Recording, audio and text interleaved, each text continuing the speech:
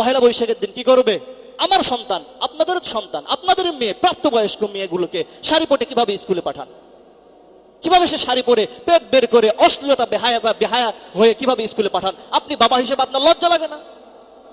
আপনি শিক্ষক, স্কুলের শিক্ষক হয়ে কিভাবে আপনার সন্তানদেরকে, আপনি তো বলেন যে আপনার যেই সমস্ত বাচ্চা কাচ্চা আপনাদের কাছে পড়ে তারা আপনাদের সন্তানের মতো, তাহলে আপনাদের সন্তান কিভাবে সেখানে শাড়ি পরে নিজেদের পেট বের করে আপনাদের সামনে চলাফেরা করে? আপনাদের লজ্জা লাগে না দেখতে? সেগুলো চোখে পড়ে না? আর আপনি কি কেমন বাবা, কেমন মা যে আপনার মেয়ে, প্রাপ্তবয়স্ক একটা মেয়ে, তাকে আপনি বাড়ি থেকে সুন্দর করে সাজিয়ে পাঠাচ্ছেন যাতে করে পরপুরুষ তার দিকে নজর দিয়ে তাকায়? তাকাবে না?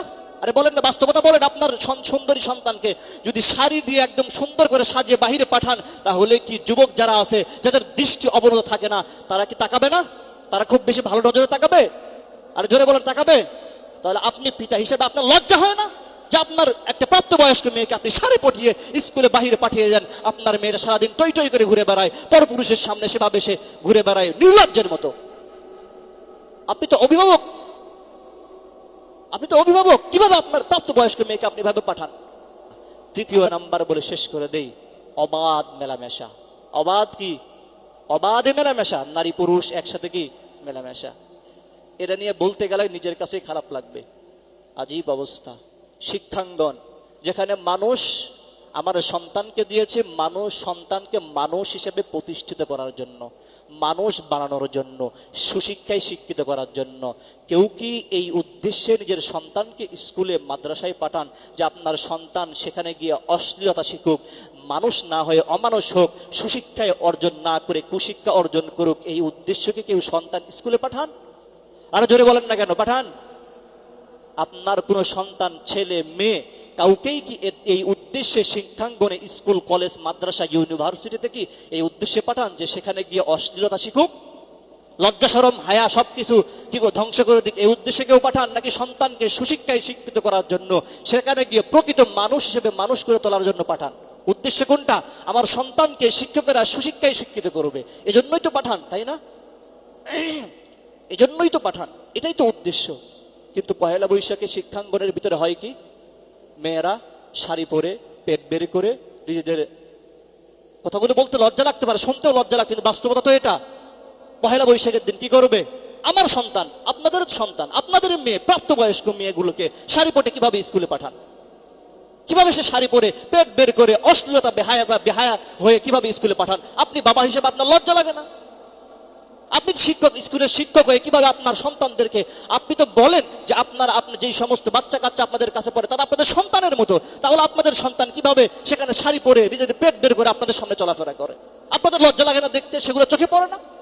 আর আপনি কি কেমন বাবা, কেমন মা যে আপনার মেয়ে, প্রাপ্তবয়স্ক একটা মেয়ে, তাকে আপনি বাড়ি থেকে সুন্দর করে সাজিয়ে পাঠাচ্ছেন যাতে করে পরপুরুষ তার দিকে নজর দিয়ে তাকায়? তাকাবে না? আরে বলেন না, বাস্তবতা বলেন। আপনার সুন্দরী সন্তানকে যদি শাড়ি দিয়ে একদম সুন্দর করে সাজিয়ে বাহিরে পাঠান, তাহলে কি যুবক যারা আছে যাদের দৃষ্টি অবনত থাকে না, তারা কি তাকাবে না? তারা খুব বেশি ভালো নজরে তাকাবে? আর জোরে বলেন তাকাবে? তাহলে আপনি পিতা হিসেবে আপনার লজ্জা হয় না যে আপনার একটা প্রাপ্তবয়স্ক মেয়েকে আপনি শাড়ি পটিয়ে স্কুলে বাহিরে পাঠিয়ে দেন? আপনার মেয়েরা সারাদিন টই টই করে ঘুরে বেড়ায়, পরপুরুষের সামনে সেভাবে সে ঘুরে বেড়ায় নির্লজ্জের মতো। আপনি তো অভিভাবক, কিভাবে আপনার প্রাপ্তবয়স্ক মেয়েকে আপনি ভাবে পাঠান? আপনার কি লজ্জা নাই?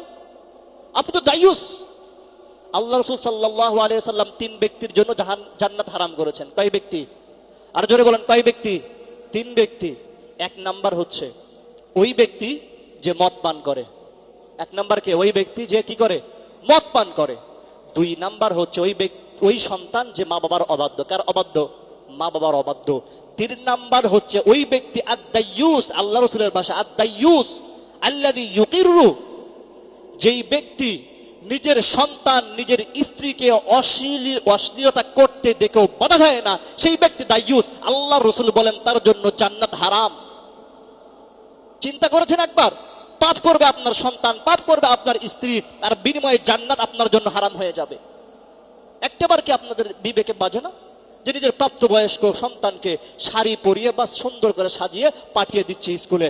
এখন সেই মেয়েটা গিয়ে, নিজের প্রাপ্তবয়স্ক মেয়ে সেখানে গিয়ে স্কুলে গিয়ে বাহিরে টই টই করে ঘুরে বেড়ায়, আর পরপুরুষের সঙ্গে, যুবকদের সঙ্গে নষ্টি পুষ্টি করে বেড়ায়। আপনি তো বিবেক প্রসূত, আত্মমর্যাদা সম্পূর্ণ কোনো পিতা হলে কখন এই কাজ করতে পারে না, নিজের প্রাপ্তবয়স্ক মেয়েকে সাজিয়ে বাইরে পাঠাতে পারে না। আত্মমর্যাদা সম্পন্ন কোনো মানুষ হলে একে তো পাঠাবেন, দ্বিতীয়ত আপনার জন্য জান্নাত হারাম হয়ে যাবে। কথাকার আল্লাহ রাসূল সাল্লাল্লাহু আলাইহি সাল্লামের কথা, 3 ব্যক্তির জন্য জান্নাত হারাম। 1 নাম্বার যে মদ পান করে, 2 নাম্বার মা বাবার অবাধ্য সন্তান, 3 নাম্বার দায়ুস, যে নিজের সন্তান, নিজের স্ত্রী, নিজের পরিবারের যেই সমস্ত মেয়ে আছে তাদেরকে অশ্লীলতা করতে দেখা সত্ত্বেও বাধা প্রদান করে না, বরং এটাকে আরো সাপোর্ট করে। আল্লাহ রাসূল বলেন সেই ব্যক্তি দায়ুস। আল্লাহ রাসূল বলেন হারামাল্লাহু আলাইহিল জান্নাহ, আর এই দায়ুসের জন্য জান্নাত হারাম। না মসজিদে আসেন, নামাজ পড়েন, রোজাও রাখেন, সম্পদ থাকলে হজও করেন, যাকাত দেন, ওষুধ দেন, সব ঠিক আছে, কিন্তু নিজের মেয়েকে সঠিক গাইডলাইন দিতে পারেন না, নিজের স্ত্রীকে সঠিক গাইডলাইন দিতে পারেন না, সে অশ্লীলতা করে বেড়ায়, পরপুরুষের সঙ্গে উঠা বসা করে, আপনাকে বলবে আল্লাহ রাসূল দায়ুস, আর আপনার জন্য হয়ে যাবে কি জান্নাত হারাম। তো বলেন আপনারা আত্মমর্যাদা সম্পূর্ণ মানুষ না? আরে বলেন আপনাদের মান সম্মান নাই? আছে না? আপনারা কি জান্নাতে যেতে চান না? তো পহেলা বৈশাখের দিন নিজের প্রাপ্ত বয়স্কে মেয়েকে শাড়ি পটিয়ে পাঠিয়ে দিবেন নাকি বাইরে ঘোরার জন্য? আত্মমর্যাদা সম্পূর্ণ বিবেক প্রসূত কোনো মানুষ হলে কখনো নিজের প্রাপ্তবয়স্ক মেয়েকে শাড়ি পটিয়ে কখনো অন্য পরপুরুষের নজরে পড়ার জন্য বের করে দিতে পারে না। আরে আমি তো পুরুষ, আমার আত্মমর্যাদা এমন হবে যে আমার স্ত্রীর দিকে কেউ তাকিয়ে থাকবে, এক নজর তাকাবে, তাকিয়ে থাকবে পরের কথা, এক নজর তাকাবে, এটা আমি পুরুষ হিসেবে সহ্য করতে পারবো না। আমার স্ত্রী একান্তই আল্লাহ তাআলার দেওয়া, আমার আল্লাহ তাআলার দেওয়া নিয়ামত একান্তই আমার স্ত্রী আমার, কিন্তু আমার স্ত্রীর দিকে অন্য পুরুষ তাকাতে পারে, তাকাবে, এটাকে আপনারা ভালো চোখে দেখেন? আত্মমর্যাদা পুরুষ কখনো ভালো চোখে দেখতে পারে না। এটা পুরুষের আত্মমর্যাদা হওয়া উচিত। আমার স্ত্রী একমাত্র আমার অধিকার, তার দিকে তাকাবো আমি, তার হক একমাত্র আমার, অন্য কোনো পরপুরুষ তার দিকে নজর দিতে পারে না, আত্মমর্যাদা সম্পন্ন পুরুষ হলে। এখন বলেন তাহলে পহিলা বৈশাখে আপনারা কি করবেন? মেয়েদেরকে পাঠিয়ে দিবেন? আর জোরে বলেন না পাঠিয়ে দিবেন, মানে অনেকেই বলে না, কারণ পারতে পারবে না, যে মেয়ে চলে যাবে। মনে রাখবেন আল্লাহ রাসূলের হাদিসটা, মুসনাদে আহমদের হাদিস, যে আমার সন্তান বাহিরে যাচ্ছে, অশ্লীলতা করে বেড়াচ্ছে, আমার সামনে আমার মেয়েটা সাজিয়ে গুজিয়ে অন্য পর পুরুষকে দেখাতে যাচ্ছে, তাহলে আমি হব দায়ুস, আর তার কারণে আমি যাব জাহান্নামে। এটা আল্লাহ রাসূলের হাদিস। আর আমরা তো মুসলমান হিসেবে কেউ জাহান্নামে যেতে চাই না। জাহান্নাম হারাম বলেছেন আল্লাহ রাসূল, কি বলেছেন? হারাম বলেছেন। হারামাল্লাহু আলাইহিল জান্নাহ। তো যদি আপনি আপনার সন্তানকে, স্ত্রীকে যদি পরপুরুষের সামনে সাজিয়ে গুছিয়ে পাঠান, তাহলে আপনি হবেন দায়ুস। আপনি কি দায়ুস, আর আপনার জন্য কি জান্নাত কি হারাম। তাহলে বলেন আমাদের সন্তানদেরকে আমরা স্কুলে তো শিক্ষা করতে পাঠিয়ে দিব, কিন্তু পহেলা বৈশাখে কি শাড়ি পরিয়ে পাঠিয়ে দিব? আরে বলেন এটা পাঠাবো? যদি পাঠান, আপনার পুরুষ হিসেবে আপনার কোনো যোগ্যতাই নেই পুরুষ হওয়া, আপনার আত্মমর্যাদা নাই, আপনার সম্মান নাই, আপনার মেয়ের দিকে অন্য ছেলে তাকাবে, আপনার মেয়ের সৌন্দর্য অন্য পর পুরুষ দেখবে।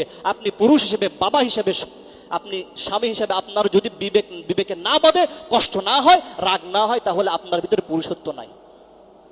আমার স্ত্রী আমার সন্তানের দিকে শুধুমাত্র তাকাবে, আমার প্রাপ্তবয়স্ক মেয়ের দিকে একমাত্র তার যার সঙ্গে বিয়ে হবে সেই তাকাবে, সেই দেখবে, অন্য পর পুরুষ দেখতে পারে না। সচেতন থাকবেন। একে তো নিজের সন্তানকে বাহিরে পাঠালে নিজের আত্মমর্যাদা থাকবে না, দ্বিতীয়ত তার জন্য জান্নাত হারাম হয়ে যাবে। তাহলে আমরা পহেলা বৈশাখ উদযাপন করব? আরে বলেন না করব? মঙ্গল শোভাযাত্রা করব? পহেলা বৈশাখ সম্পর্কে আমাদের কোনো উদযাপন নাই। এবং আমার সন্তানদেরকে স্কুলে যাক, সমস্যা নেই, কিন্তু সে যেন শালীনতা বোঝায় রেখে সুন্দর পোশাক পরে, শালীন পোশাক পরে সে যেন স্কুলে যায়। অশালীন পোশাক পরে, যেই পোশাক পরলে পুরুষদের দৃষ্টি আকর্ষণ হয়, এমন কোনো পোশাক পরে যেন যায়। যদি যায় তাহলে আমি দায়ুস, আর আমার ঠিকানা কোথায়? জাহান্নাম। তাহলে আমাদের সন্তানদেরকে আমরা গাইড করবো তো ইনশাআল্লাহ, অশ্লীলতা করতে দিব না ইনশাআল্লাহ। আল্লাহ পাক রব্বুল আলামিন আমাদেরকে হেফাজত করুক। ওয়া আখির দাওয়ানা আলহামদুলিল্লাহি রাব্বিল আলামিন।